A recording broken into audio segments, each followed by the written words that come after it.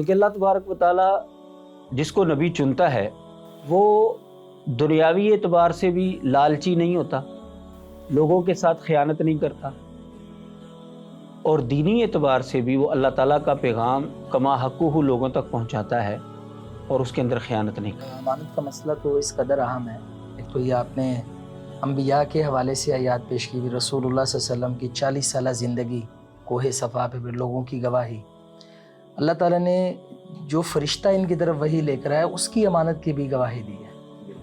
اللہ تعالیٰ نے وہاں پہ فرمایا نازل بہ الروح الامین۔ جب ہم نے قرآن مجید کی آیات اور حدیث مبارکہ بھی دیکھ لی تو اس سے ہمیں یہ معلوم ہوا کہ نبی جو ہے وہ امین ہوتا ہے، امانت دار ہوتا ہے۔ اب ہم مرزا غلام محمد قادیانی کو اس کے اوپر پرکھ کر دیکھتے ہیں کہ کیا وہ واقعی امانت دار تھا۔ کی زندگی ان کے گھر سے بیان ہو رہی ہے، اور یہ نبوت کی ایک بہت بڑی دلیل ہے کہ یعنی ایک پورا عرب بھی امانت دار کی گواہی دے رہا ہے، گھر سے بھی یہی گواہی مل رہی ہے، اللہ تعالیٰ بھی یہی گواہی دے رہا ہے، اور اس کے گھر سے بھی یہی گواہی مل رہی ہے کہ یہ خائن ہے، اس کی کتابیں بھی یہی بتا رہی ہیں، اور لٹریچر پڑھا جیسے آپ نے بڑی تفصیل کے ساتھ یہ دعوی میں ثابت کیا ہے، تو یقیناً نبی تو امین ہوتا ہے اور یہ خائن ہے، اور خائن اللہ کا نبی نہیں ہو سکتا۔ دینی اعتبار سے آپ دیکھیں تو مرزا غلام محمد قادیانی نے اللہ اور اللہ کے رسول کے ساتھ بھی خیانت کی ہے۔ اب اللہ تبارک و تعالیٰ کے ذمے ایسی باتیں لگائی ہیں جو اللہ تعالیٰ نے کہی نہیں۔ السلام علیکم ورحمۃ اللہ وبرکاتہ۔ الحمد للہ وحدہ والصلاة والسلام علی من لا نبی بعدہ وعلی آلہ واصحابہ الذین اوفوا عہدہ، اما بعد۔ ناظرین، مرزائیت ایک نئے زاویے سے اس پروگرام میں ایک بار پھر ہم آپ کو خوش آمدید کہتے ہیں۔ ہمارے ساتھ پہلے کی طرح موجود ہیں فضیلت الشیخ خاور رشید بٹ صاحب، ہم آپ کو بھی خوش آمدید کہتے ہیں۔ جیسا کہ ہماری معیار نبوت کے حوالے سے بات ہو رہی تھی، تو آج ہم استاد محترم سے یہ سوال کریں گے کہ کون سا ایسا اور معیار نبوت ہے کہ جس پر مرزا غلام محمد قادیانی کو پرکھا جا سکتا ہے، کتاب و سنت کی روشنی میں اس کی ڈیٹیل بتائیں۔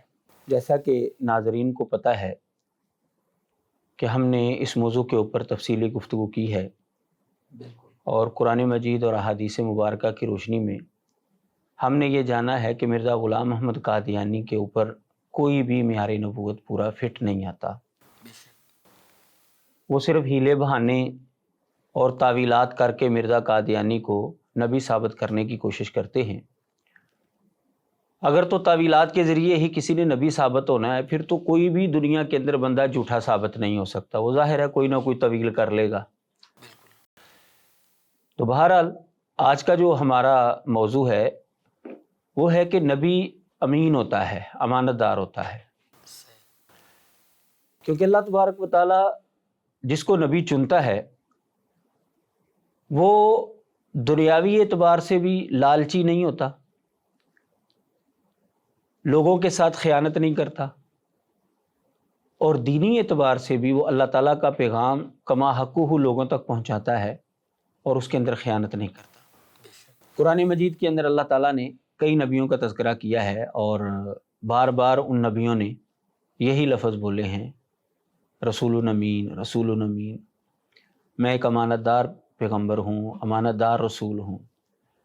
مثال کے طور پر حضرت نوح علیہ السلام کا تذکرہ کیا تو اللہ تعالیٰ نے ان کا یہ قول نقل کیا اپنی قوم کو، وہ فرماتے ہیں انی لکم رسول امین، میں تمہارے لیے ایک ایسا رسول ہوں جو امانت دار ہوں، میں کوئی خیانت نہیں کر رہا۔ نبی جو ہے نا وہ دنیاوی اعتبار سے خائن ہوتا ہے اور نہ ہی دینی اعتبار سے خائن ہوتا ہے۔ حضرت ہود علیہ السلام کا تذکرہ کرتے ہوئے اللہ تبارک و تعالیٰ نے ان کا بھی قول یہی نقل کیا ہے، انی لکم رسول امین، انہوں نے بھی یہی کہا اپنی قوم کو۔ حضرت صالح علیہ السلام کا ذکر کیا تو انہوں نے بھی یہی کہا، انی لکم رسول امین۔ حضرت لوط علیہ السلام کا ذکر کیا تو فرمایا انی لکم رسول امین۔ حضرت شعیب علیہ السلام کا تذکرہ کیا تو فرمایا انی لکم رسول امین۔ یعنی مختلف نبیوں کا تذکرہ کرتے ہوئے اللہ تبارک و تعالیٰ نے ان کی یہ خصوصیت بیان کی جو اللہ تعالیٰ نے ان کی زبان سے ان کی قوموں تک پہنچائی کہ تم ان کو بتاؤ کہ تم ایک امانت دار شخص ہو، کوئی خیانت نہیں کر رہے، ہم کوئی جھوٹ نہیں بولا جا رہا تمہارے ساتھ، دنیاوی اعتبار سے بھی اور دینی اعتبار سے بھی۔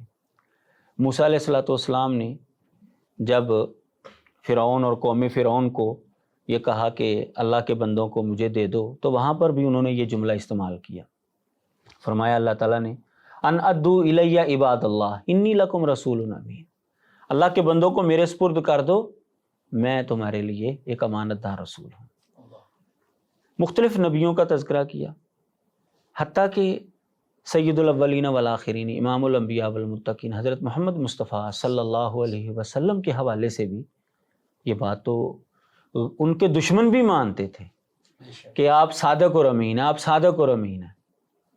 ہجرت کا واقعہ جو ہے وہ تو معروف ہی ہے کہ وہ آپ کو قتل کرنے کے لیے آئے ہیں، تو آپ نے حضرت علی رضی اللہ تعالیٰ عنہ کو کیا فرمایا تھا کہ کل لوگوں کی امانتیں واپس کر کے تو بھی آ جانا، ہمارے پیچھے آ جانا۔ نبی علیہ الصلوۃ والسلام کو وہ دشمن بھی سمجھ رہے ہیں، اس کے باوجود وہ یہ مانتے تھے کہ ہیں آپ امانت دار، امانت آپ کے پاس وہ رکھوا رہے تھے۔ قرآن مجید نے نبی علیہ الصلوۃ والسلام کی اس دعوی نبوت سے پہلی زندگی کو ایک معیار کے طور پر پیش کیا۔ فقد لبثت فیکم عمرا من قبلہ افلا تعقلون، کہ میں اس سے پہلے تمہارے اندر ایک عمر گزار چکا ہوں، کیا تمہیں عقل نہیں ہے؟ دعوے کے بعد تمہارا اور میرا اختلاف شروع ہوا ہے 40 سال کے بعد، 40 سال تک میں تمہارے اندر رہا ہوں، کوئی میرے اوپر الزام لگاؤ، جھوٹ بولا ہو، امانت کے اندر خیانت کی ہو، کیا کیا میں نے تمہارے ساتھ؟ تو وہ ایک بھی الزام ایسا نہیں لگا سکے۔ اسی طرح صحیح بخاری کے اندر جب ہم واقعہ پڑھتے ہیں کہ نبی علیہ الصلوۃ والسلام نے جب ہرقل کو خط لکھا تھا تو ابو سفیان اور ان کا قافلہ جو ہے وہ ان کے ہتھے چڑھ گیا، تو وہ ابھی مسلمان نہیں ہوئے تھے، تو اس بادشاہ نے، ہرقل نے، جو اس زمانے کا رومیوں کا بادشاہ تھا، اس نے سوالات کیے تھے مختلف۔ ایک سوال یہ بھی کیا تھا اس نے کہ کیا کبھی اس نے خلاف ورزی کی ہے معاہدے کی، معاہدہ توڑا ہے اس نے؟ تو ابو سفیان جو کہ مسلمان نہیں تھے اس وقت، بعد میں مسلمان ہوئے، انہوں نے کہا کہ نہیں۔ تو جب اس نے تبصرہ کیا تھا تو اس نے کہا کہ نبی ایسے ہی ہوتے ہیں۔ اس کا مطلب کیا ہوا کہ نبی کبھی بھی خیانت نہیں کرتے، نبی کبھی کسی کے ساتھ فراڈ نہیں کرتے، نبی کبھی کسی کے ساتھ دھوکہ نہیں کرتے۔ بلکہ یہ امانت کا مسئلہ تو اس قدر اہم ہے، ایک تو یہ آپ نے انبیاء کے حوالے سے آیات پیش کی ہوئی، رسول اللہ صلی اللہ علیہ وسلم کی 40 سالہ زندگی کوہ صفا پہ پھر لوگوں کی گواہی، اللہ تعالیٰ نے جو فرشتہ ان کی طرف وحی لے کر آیا اس کی امانت کی بھی گواہی دی ہے۔ بالکل، اللہ تعالیٰ نے وہاں پہ فرمایا نازل بہ الروح الامین، الامین کا ٹائٹل لگایا، تو اس کا مطلب ہے کہ جو وحی کا ڈیوائن نالج ہے، الہامی علم ہے، اس کے لیے امانت دار ہونا یہ بہت ضروری ہے۔ قرآن مجید نے مزید اس بات کو ایسے واضح کیا، فرمایا وما کان لنبی ان یغل، کسی نبی کے لیے یہ جائز نہیں ہے کہ وہ خیانت کرے۔ فرمایا ومن یغل یأتی بما غل یوم القیامہ، جو خیانت کرے گا وہ اپنی خیانت قیامت والے دن لے کر آئے گا۔ یعنی یہ نبی کی شان کے لائق ہی نہیں ہے کہ وہ خائن ہو، یہ ممکن ہی نہیں ہے کہ اللہ تعالیٰ کسی کو نبی بنائے اور وہ خائن ہو جائے، وہ امانت دار رہتا ہے اور آخری لمحے تک وہ امانت دار رہتا ہے۔ جب ہم نے قرآن مجید کی آیات اور حدیث مبارکہ بھی دیکھ لی تو اس سے ہمیں یہ معلوم ہوا کہ نبی جو ہے وہ امین ہوتا ہے، امانت دار ہوتا ہے۔ اب ہم مرزا غلام محمد قادیانی کو اس کے اوپر پرکھ کر دیکھتے ہیں کہ کیا وہ واقعی امانت دار تھا۔ اب آپ دیکھیں، مرزا غلام محمد قادیانی کے ساتھ مسلمانوں کا کوئی جائیداد کا جھگڑا نہیں ہے، کوئی ذاتی دشمنی نہیں تھی اس کے ساتھ، عقیدے کا مسئلہ تھا، عقیدے کا اختلاف تھا۔ تو ہم نے جب مرزا غلام محمد قادیانی، اب اس نے چونکہ نبوت کا دعویٰ کیا، جب جو بھی بندہ نبوت کا دعویٰ کرے گا تو وہ عوام کے سامنے اپنے آپ کو پیش کر رہا ہے کہ اب وہ عوام کی پراپرٹی، اب عوام اس کو جج کرے گی کہ وہ بندہ سچا ہے یا جھوٹا ہے، کوئی ذاتی معاملہ تو نہیں تھا اس کے ساتھ۔ جب ہم نے مرزا غلام محمد قادیانی کی زندگی کو دیکھا تو دعوی نبوت سے پہلے بھی اس نے خیانت کی، دعوی نبوت کے بعد بھی اس نے خیانت کی۔ اس کے لیے میں اس کے دعوی نبوت سے پہلے کی مثال جو ہے اس کے بیٹے کی کتاب سیرت المہدی، جو حوالہ میں نے نوٹ کیا ہے وہ میں آپ کے سامنے رکھتا ہوں۔ سیرت المہدی اس کا صفحہ نمبر جو ہے وہ 43 ہے، حصہ اول ہے، اور جو روایت نمبر اس نے لکھی ہے وہ ہے 49۔ اسی طرح یہ واقعہ دوسری جگہ پر بھی اس نے لکھا ہے، صفحہ نمبر 131 پر بھی حصہ اول ہے، اور روایت کا نمبر ہے 122۔ یعنی یہ دو مقامات پر اس نے یہ قصہ لکھا ہے۔ وہ قصہ کیا ہے کہ مرزا غلام محمد قادیانی کی عمر تقریباً کوئی 24-25 سال تھی، یعنی یہ 1864 کی بات ہے۔ اس وقت تک اس کی شادی بھی ہو چکی تھی، 2 بچوں کا باپ بھی تھا وہ۔ اس کے والد نے اس کو بھیجا کہ جا کر سالانہ پینشن لے کر آؤ، جو کہ 700 روپیہ ملتی تھی۔ پہلے بھی کسی پروگرام کے اندر یہ ضمنی طور پر گفتگو ہوئی ہے، لیکن چونکہ آج ہمارے اس موضوع کے ساتھ اس کا تعلق ہے، اس لیے ہم اس پر ذرا تفصیل کے ساتھ روشنی ڈالیں گے۔ تو اس کے باپ نے جو ہے اس کو بھیجا مرزا قادی، اب ظاہر ہے 24-25 سال کا ہے، 2 بچوں کا باپ ہے، تو سمجھدار آدمی ہے، تو اس کو بھیجا کہ جا کر وہ پینشن لے کر آؤ۔ اب وہ جو 700 روپیہ پینشن تھی وہ صرف اس کے باپ کا حصہ نہیں تھا، اس کے باپ کے بھائیوں کا بھی تھا، یعنی مرزا قادیانی کے چچاؤں کا بھی حصہ تھا اس کے اندر۔ وہ سب کے اوپر جو ہے وہ تقسیم ہوتا تھا 700 روپیہ۔ اب وہ 700 روپیہ جو ہے وہ آج کے دور کا نہیں ہے، 1864 کی بات ہے، 64 یا 65 کی بات ہے، اور یہ اس زمانے کی بات ہے کہ جب 16 سیر گوشت جو ہے وہ 1 روپے کا ملتا تھا اس زمانے میں۔ یہ اس کے بیٹے نے لکھا ہے سیرت المہدی کے اندر۔ تب اس کے باپ کی تنخواہ 700 تھی۔ یہ سالانہ پینشن جو ہے نا وہ انگریزوں کی طرف سے ملتی تھی، چونکہ جیسا کہ گفتگو ہوئی بھی ہے اور لوگوں کو پتہ بھی ہے، اس کی کتابوں کے اندر بھی یہ بات لکھی ہوئی ہے کہ یہ انگریزوں کا کھڑا کیا ہوا جو خاندان تھا، انگریزوں کا یہ بڑا حمایتی خاندان تھا۔ تو جیسے انگریزوں نے نوازا دوسرے لوگوں کو جو ان کے پٹھو تھے، ان کو بھی نوازا اس نے۔ تو 700 روپیہ جو ہے وہ اس زمانے میں بہت بڑی رقم تھی۔ جب یہ بیف جو ہے یہ 600 روپے کلو تھا، تو اس زمانے میں میں نے حساب لگایا، اب تو 600 سے بڑھ چکی ہے اس کی قیمت، تو اس زمانے میں نے حساب لگایا تھا تقریباً، میں نے کہا جی سیر جو ہے وہ چونکہ 800 گرام کا ہوتا ہے، کلو سے کم ہوتا ہے، تو اس اعتبار سے میں نے 400 روپے کا لگا کر جو ہے میں نے پھر وہ سارا حساب نکالا۔ تو 1 روپے کا 16 سیر گوشت سامنے رکھ کر جب میں نے حساب نکالا تو اس زمانے کا جو 700 روپیہ تھا وہ دور حاضر کا 44,80,000 روپیہ بنتا ہے۔ اب تو ریٹ بڑھ چکا ہے، اب ہم کہہ سکتے ہیں کہ 50 لاکھ یا اس سے بھی زیادہ رقم بن رہی ہے۔ اب دور حاضر کا 50 لاکھ روپیہ وہ لینے کے لیے گیا، جو سالانہ پینشن جو ہے اس کے باپ کو اور اس کے چچاؤں کو ملنی تھی۔ اس کے بیٹے نے خود لکھا ہے کہ اس کے چاچے کا بیٹا جو ہے مرزا امام دین، وہ بھی اس کے ساتھ چلا گیا۔ اب اتنی خطیر رقم 2 نوجوانوں کے پاس ہو، اور قادیانی یہ کہتے ہیں جی وہ مرزا امام دین جو تھا نا وہ پرلے درجے کا عیاش آدمی تھا، برا آدمی تھا۔ یعنی وہ کوشش کرتے ہیں کہ مرزا قادیانی کو نا جو وہ مکھن سے بال کی طرح جو ہے نا وہ نکال لیں، سائڈ پر کرتے ہیں، سارا ملبہ جو ہے نا وہ امام دین کے اوپر ڈالتے ہیں۔ لیکن جو اس نے قصہ لکھ دیا نا، مرزا غلام محمد قادیانی کی جان نہیں چھوٹ سکتی، جو مرضی کر لیں گے۔ اس نے یہ لکھا ہے کہ مرزا امام دین جو ہے وہ حضرت صاحب کے ساتھ چلا گیا۔ یہ سارا قصہ جو ہے بشیر احمد نے اپنی والدہ سے سنا ہے، یعنی مرزا قادیانی کی بیگم نے یہ سنایا ہے۔ تو مرزا امام دین ساتھ چلا گیا۔ اب وہ 700 روپیہ یعنی دور حاضر کا 50 لاکھ روپیہ ان کے پاس تھا۔ اب وہ دونوں جو ہے نا وہ پیسے ادھر ادھر اڑاتے رہے ہیں۔ پیسے تو سارے مرزا صاحب کے پاس تھے۔ اب ظاہر ہے کہ عیاش آدمی ساتھ ہو اور 2 نمبر بندہ ساتھ ہو تو وہ پیسے جو ہیں کسی اچھے کام کے اندر تو نہیں لگے ہوں گے، اور اتنی بڑی رقم۔ اب وہ سارا ملبہ اس کے اوپر ڈال کر کہتے ہیں جی جب پیسے ختم ہو گئے نا تو مرزا امام دین نے اپنی راہ لی، اور حضرت صاحب جو ہے نا وہ شرم کے مارے گھر ہی نہیں آئے۔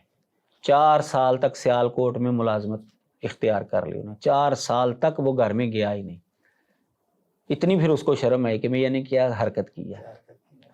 اچھا، اگر یہ حرکت کے اندر وہ ملوث نہیں تھا، اس کا کوئی گناہ نہیں تھا، چلا جاتا. اس کو کون سی شرم تھی؟ 4 سال باہر کیوں رہا؟ 4 سال کیوں گھر سے جو ہے وہ غائب رہا ہے؟ اس کا مطلب یہ کہ وہ بھی سمجھتا تھا اس زمانے میں کہ مجھ سے یہ حرکت درست نہیں ہوئی. بالکل صحیح. سارا ملبہ مرزا امام الدین کے اوپر نہیں پڑتا. یہ دونوں برابر کے شریک ہے اور آخری روپے تک یہ شریک رہا ہے. یا تو ہوتا نا کہ وہ اسے چھین کر بھاگ گیا ہے, چلو پھر تو کوئی بات سمجھ میں آتی تھی کہ یہ شریک نہیں ہے. آخری روپے تک یہ ساتھ رہا. جب پیسے ختم ہو گئے ہیں ادھر ادھر اڑا دیے. جب پیسے ختم ہو گئے تو پھر وہ اس سے جدا ہوا ہے. اور جو لفظ لکھے ادھر ادھر کا لفظ میں اپنی طرف سے نہیں لکھ رہا, بتا رہا, یہ اس کتاب کے اندر لکھا ہوا ہے کہ ادھر ادھر اڑائے ہیں پیسے. اب ادھر ادھر اڑانے کا جملے کا مطلب کیا ہوتا ہے یہ تو ہر سمجھدار بندے کو پتا ہے. کسی بیوہ کو تو نہیں دیے ہوں گے, کسی یتیم کو تو نہیں دیے ہوں گے, مسجد کے اندر تو نہیں دیے ہوں گے. ادھر ادھر کا مطلب سب کو پتا ہے. اب دیکھیں قرآن مجید فرماتا ہے فقد لبثت فیکم امورا من قبلہ افلا تعقلون. نبی جو ہے وہ دعوی نبوت سے پہلے بھی اپنی زندگی جو ہے وہ لوگوں کے سامنے رکھتا ہے. وہ کبھی بھی اعتراض نہیں کر سکے. لیکن مرزا قادیانی دعوی نبوت سے پہلے خائن ثابت ہوتا ہے. اور گھر کی گواہی. گھر کی گواہی ہے, اس کی بیگم کی, اس کی بیٹے کی. اور وہ پیسے کوئی چھوٹی رقم نہیں تھی, بہت بڑی رقم تھی. اس کے باپ کا حصہ تھا, اس کے باپ کے بھائیوں کا حصہ تھا. چلو باپ تو کہہ سکتا ہے چلو میں نے تجھے معاف کر بھی دے, تو پھر بھی خائن تو ثابت ہو جاتا ہے نا. خیانت تو اس نے کی ہے نا. بعد میں باپ نے جو ہے وہ بار بار رابطہ کر کے اس کو واپس گھر میں بلایا ہے.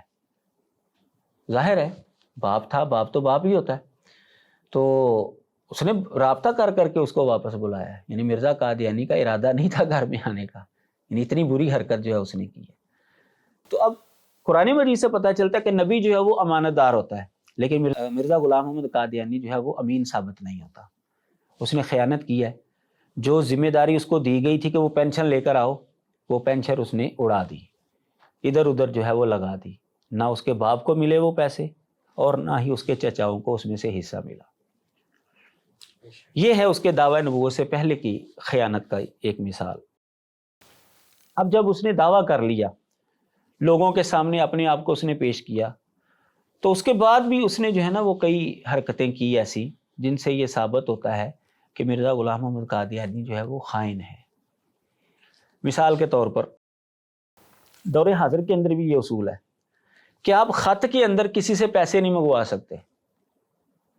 خط کا لفافہ جو ہے نا اس کے اندر کسی نے پیسے ڈالے ہوں اور محکمہ ڈاک کے ذریعے وہ پیسے جو ہیں آپ منگوائیں, یہ غیر قانونی ہے. منی آرڈر کروانا پڑے گا یا کوئی اور اس طرح کا معاملہ جو سرکاری ہے وہ کروانا پڑے گا. خط کے لفافے کے اندر پیسے ڈال کر آپ نہیں منگوا سکتے. لیکن مرزا غلام محمد قادیانی کو اس کے حواری نے 500 روپے کا نوٹ بھیجنا تھا. اب اس نے یہ کہا, اس کو یہ طریقہ کار بتایا کہ 500 روپیہ جو ہے نا اس نوٹ کو 2 ٹکڑے کر لو, ایک خط کے اندر ایک دفعہ جو ہے وہ 500 روپیہ بھیجو تاکہ پتہ چل جائے کہ وہ مجھے ملتا ہے کہ نہیں ملتا. اگر وہ مجھے مل گیا تو دوسرا حصہ جو ہے وہ بھی مجھے بھیج دینا. اب اس نے ایسے ہی کیا, 500 روپے کا نوٹ اس کو 2 ٹکڑے کیا, ایک حصہ جو ہے وہ ایک مرتبہ خط کے لفافے کے اندر اس کو بھیج دیا اور دوسرا حصہ دوسری مرتبہ اس کو بھیج دیا. اب یہ محکمہ ڈاک کے ساتھ خیانت ہے کہ نہیں ہے؟ یہ مرزا غلام محمد قادیانی کا جو یہ قصہ ہے نا, یہ اس کی کتاب جو ہے مکتوبات احمد, اس کے اندر اس کے خطوط وغیرہ جو ہیں انہوں نے جمع کیا قادیانیوں نے, صفحہ نمبر 41 ہے اور جلد نمبر 2 ہے اس کی. اس کے اندر جو ہے یہ سارا قصہ جو ہے موجود ہے. اسی طرح مرزا غلام محمد قادیانی کے اوپر باقاعدہ ایک دفعہ محکمہ ڈاک کی طرف سے کیس ہو گیا تھا کہ یہ یعنی کوئی بھی آپ نے کوئی چیز بھیجنی ہے نا اس کے ساتھ آپ الگ کاغذ جو ہے نا وہ نہیں بھیج سکتے. اس نے ایسا ہی کیا. اب محکمہ ڈاک والوں نے اس کے اوپر کیس کر دیا. اب اس کیس کی سزا یا تو 500 روپیہ جرمانہ تھا یا 6 مہینے کی قید تھی. اتنا بڑا جرم. جی, اتنا بڑا جرم سمجھا جاتا تھا اس زمانے میں. یہ مرزا غلام محمد قادیانی نے خود اپنی کتاب مکتوبات احمد کے اندر اس کا خط موجود ہے, جلد نمبر 1 اور صفحہ نمبر جو ہے 344 ہے. اب مرزا قادیانی کے اوپر یہ کیس ہو گیا. اب کیس جو ہے وہ بالکل جینون تھا. مرزا قادیانی کے پاس اس سے بچنے کے کوئی راستہ نہیں تھا. یہ واقعی غیر قانونی حرکت تھی. مرزے نے خود تسلیم کیا کہ یہ غیر قانونی حرکت. اب اس نے اس انگریز جج کے سامنے جو بہانہ تراشا اب مجھے نہیں پتا کہ وہ جج کے سامنے یہ بہانہ چلتا ہے کہ نہیں چلتا، لیکن بہرحال اس نے یہ لکھا ہے کہ میرا یہ جو ہے نا یہ عذر جو ہے وہ قبول ہو گیا، مجھے معافی مل گئی۔ عذر اس نے یہ پیش کیا کہ جی مجھے علم نہیں تھا کہ یہ غیر قانونی کام ہے۔ اب میرے خیال میں جج تو اس چیز کو نہیں مانتا کہ علم نہیں تھا جی مجھے، لیکن بہرحال اس نے یہ لکھا ہے کہ جج نے یہ بات مان لی۔ اب اگر یہ جج بات ماننا شروع ہو جائے کہ مجھے علم نہیں تھا، تو پھر تو کوئی بھی مجرم ثابت نہیں ہوگا، وہ کہے گا مجھے تو علم نہیں تھا کہ یہ غیر قانونی ہے۔ ابھی آپ باہر موٹر سائیکل ابھی بغیر ہیلمٹ کے آپ جائیں تو آپ یہ کہیں جو مجھے علم نہیں تھا، تو کیا وہ مانے گا؟ تو اب اس نے مانا جج نے، اس کا مطلب کیا ہے؟ مطلب یہ ہے کہ یہ انہی کا بندہ تھا۔ یہ بھی نتیجہ نکلتا ہے اس سے۔ آپ ابھی کسی عدالت میں چلے جائیں، انگریزوں کی عدالت میں چلے جائیں، وہ آپ اس کو کہیں جی مجھے علم نہیں تھا، کبھی بھی نہیں آپ کی بات مانے گا۔ قانون کا علم ہونا چاہیے لوگوں کو۔ اچھا، اب یہ قصہ بھی جو ہے مرزا غلام محمد قادیانی نے خود جو ہے اپنے خط کے اندر لکھا ہے۔ یہاں سے بھی پتہ چلتا ہے کہ مرزا قادیانی نے محکمہ ڈاک کے ساتھ خیانت کی ہے۔ ایک دفعہ جو ہے مرزا قادیانی نے محکمہ انکم ٹیکس والوں کے ساتھ بھی خیانت کی۔ وہ ایسا ہوا کہ اس نے جو ہے نا اعلان کرنا شروع کر دیا کہ میرے پاس اتنے پیسے جمع ہو گئے ہیں، مگر سالانہ جو ہے وہ تقریباً 7200 روپیہ جو ہے نا، اس نے کہا جی میرے پاس جو ہے 7200 روپیہ جو ہے نا میرے پاس سالانہ جو ہے نا وہ اکٹھا ہونا شروع ہو گیا۔ تو یہاں سے جو ہے وہ ٹیکس جو ہے وہ لگتا تھا ایسے انسان کو اس زمانے کے اندر۔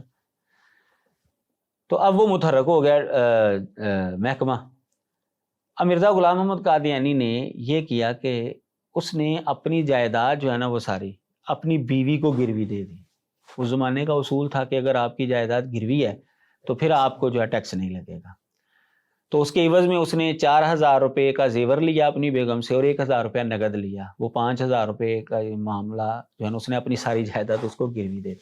اب وہ ظاہر ہے کہ وہ 4000 روپے کا جو زیور تھا، اس زمانے میں 4000 روپے کا زیور بہت زیادہ تھا، اور 1000 روپیہ جو نگد لیا، وہ ظاہر ہے کہ وہ اس کی بیوی جو ہے وہ پیچھے سے تو نہیں لے کر آئی تھی، اسی کا تھا سارا۔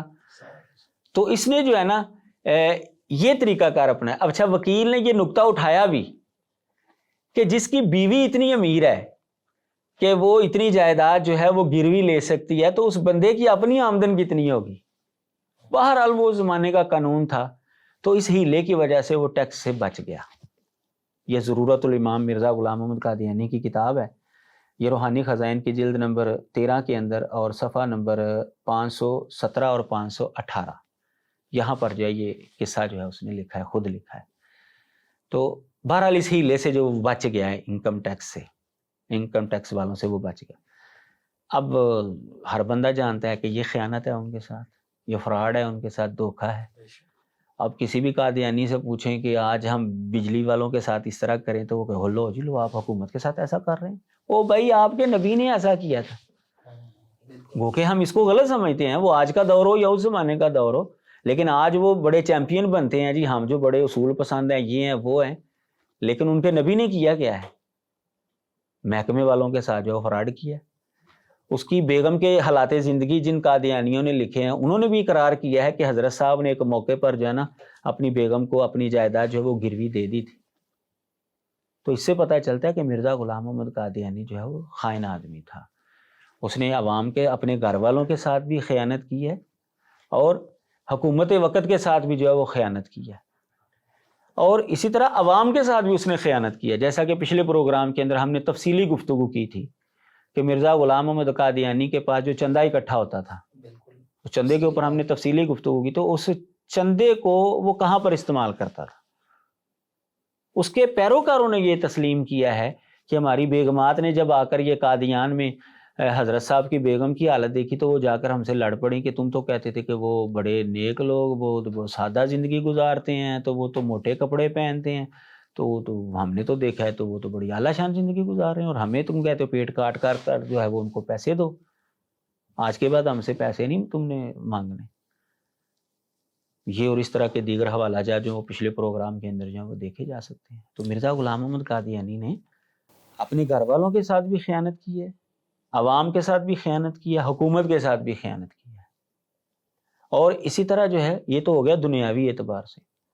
دینی اعتبار سے آپ دیکھیں تو مرزا غلام محمد قادیانی نے اللہ اور اللہ کے رسول کے ساتھ بھی خیانت کی ہے۔ اب اللہ تبارک و تعالیٰ کے ذمے ایسی باتیں لگائی ہیں جو اللہ تعالیٰ نے کہی نہیں، جھوٹ بولا اللہ تعالیٰ کے ذمے۔ اس کے اوپر بھی جو ہے وہ گفتگو ہو چکی کہ مرزا قادیانی نے کہا کہ مجھے الہام ہوا تو میں نے حیات مسیح کا عقیدہ چینج کیا اور وفات مسیح کا مانا، تو 1891 سے پہلے کا وہ الہام کدھر ہے؟ وہ ہے ہی نہیں۔ اس کے بیٹے نے کہا ہے کہ وہ الہام ہمیں نہیں ملا۔ اللہ کے ذمے اس نے جو ہے وہ کئی باتیں لگائی ہیں کہ اللہ نے مجھے کہا کہ تیری عمر جو ہے 80 سال سے 4-6 سال کم یا 4-6 سال زیادہ ہوگی، اور تو وہ تو 68 یا 69 سال کا ہو کر جو ہے وہ مرا ہے۔ نبی علیہ الصلوۃ والسلام کے ذمے اس نے کئی جھوٹی حدیثیں لگا دی، اور جو اللہ اور اللہ کے رسول نے جو باتیں کہی ہیں ان کو وہ اپنے مطلب کے مطابق ڈالتا ہے کہ اللہ نے یہ بات کہی ہے، اس کا مطلب یہ ہے، نبی نے یہ بات کی ہے، اس کا مطلب یہ ہے۔ جیسا کہ عیسیٰ بن مریم کے حوالے سے ہم نے گفتگو کی تفصیل کے ساتھ، کیا مرزا قادیانی مسیح موعود ہے؟ تو وہ نبی علیہ السلام کچھ کہہ رہے ہیں، مرزا قادیانی کچھ کہہ رہا ہے، جی اس کا مطلب یہ ہے، اس کا مطلب یہ، اس سے مراد یہ، اس سے مراد یہ ہے۔ تو دینی اعتبار سے بھی اس نے خیانت کی کہ اللہ نے اس کو نبی اور رسول نہیں بنایا، لوگوں کو کہتا ہے میں اللہ کا رسول ہوں، اللہ کا پیغمبر ہوں۔ اللہ نے وحی نہیں کی، اللہ نے وحی نہیں کی، کہتا ہے اللہ نے میرے اوپر وحی کی ہے۔ تو دونوں اعتبار سے ہم دیکھتے ہیں کہ مرزا غلام محمد قادیانی جو ہے وہ اس معیار کے اوپر بھی پورا نہیں اترتا۔ نبی جو ہے وہ امین ہوتا ہے، امانت دار ہوتا ہے، دنیاوی اعتبار سے بھی اور دینی اعتبار سے بھی۔ شیخ صاحب یہ بڑی حیرت ہے جو آپ نے پہلی دلیل دی ہے کہ اس کی بیوی گواہی دے رہی ہے، اس کی جوانی کا ماضی کا قصہ بیان کر رہی ہے۔ ایک طرف یہ جھوٹا انسان ہے اور ایک طرف نبوت کے جو سچے دعوے دار ہیں ان کے گھر سے پہلی وحی کے موقع پہ کیا گواہی آ رہی ہے، انک لتصل الرحم۔ یہ چوری، یہ لوگوں کا حق کھانے والا، باپ چاچا کا حق غصب کرنے والا، تو وہ رشتہ داریاں جوڑنے والے، غریبوں کو کما کے دینے والے، مظلوموں کا بوجھ اٹھانے والے، نبی صلی اللہ علیہ حضرت وسلم خدیجہ رضی اللہ تعالیٰ عنہا کا یہ بیان ان کا یہ بیان ہے، یعنی ان کی زندگی ان کے گھر سے بیان ہو رہی ہے۔ بالکل۔ اور یہ نبوت کی ایک بہت بڑی دلیل ہے کہ یعنی ایک پورا عرب بھی امانت دار کی گواہی دے رہا ہے، گھر سے بھی یہی گواہی مل رہی ہے، اللہ تعالیٰ بھی یہ گواہی دے رہا ہے، اور اس کے گھر سے بھی یہی گواہی مل رہی ہے کہ یہ خائن ہے، اس کی کتابیں بھی یہی بتا رہی ہیں، اور لٹریچر پڑھا جیسے آپ نے بڑی تفصیل کے ساتھ یہ دعوی میں ثابت کیا ہے، تو یقیناً نبی تو امین ہوتا ہے اور یہ خائن ہے، اور خائن اللہ کا نبی نہیں ہو سکتا۔ یہ بہت زبردست برین واشنگ ہے۔ ناظرین، معیار نبوت کے حوالے سے یہ آج ہمارا آخری سیشن تھا جس میں معیار نبوت قرآن اور حدیث سے جو ثابت ہوتے ہیں وہ بیان کیے گئے، اور اس پہ مرزا غلام محمد قادیانی کو پرکھا گیا۔ سو ہم ہر سیشن میں اسی نتیجے پر پہنچے کہ اللہ تعالیٰ کے انبیاء میں جو صفات ہیں اور جو اللہ تعالیٰ کے معیار بیان کیے گئے ہیں، مرزا غلام محمد قادیانی کا دور دور سے بھی اس کے ساتھ کوئی تعلق نہیں، اور وہ ایک جھوٹا نبی ہے، اپنے دعوے میں جھوٹا ہے۔ سو آپ ہمارے ساتھ رہیں، انشاءاللہ یہ پروگرام کا سلسلہ جاری رہے گا۔ والسلام علیکم ورحمۃ اللہ وبرکاتہ۔